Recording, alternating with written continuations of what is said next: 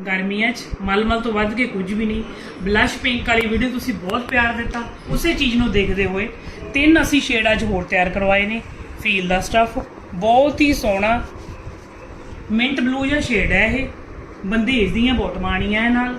ये हैगा इहदा बॉटम, सुपर सॉफ्ट फाइन कपड़ा है।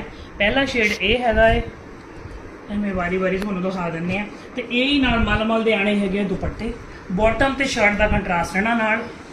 दूजा शेड ये बहुत खिड़मा जिहा येलो है, लैमन येलो। ये जिमें डेली वेयर हो गया, जिमें मेरी भैणां वर्किंग नहीं उन्हां लई डेली जावें जिमें असीं गुरुद्वारे जाना हुंदा है तो बहुत वधिया स्टफ रहिंदा है। ये दी बंदेज दियां बॉटमां रहणगीआं। 3 शेड ने। ये सैकंड कलर आ गया। स्क्रीन ते दिते नंबर ते तुसीं स्क्रीनशॉट लैके अपना ऑर्डर बुक करवा सकते हो। तो ये बेबी पिंक दे नाल आ गया, ये दे नाल बॉटम आएगी, तो ये दुपट्टा है। Thank you.